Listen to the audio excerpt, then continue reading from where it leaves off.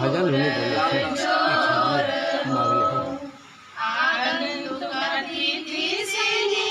सभा में विराजे जे करे छी सबके प्रणाम हो।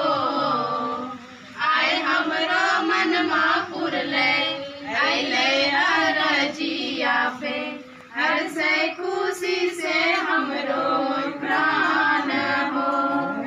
आय हमरो मनमा पुरले अइले अरजिया पे हर से खुशी से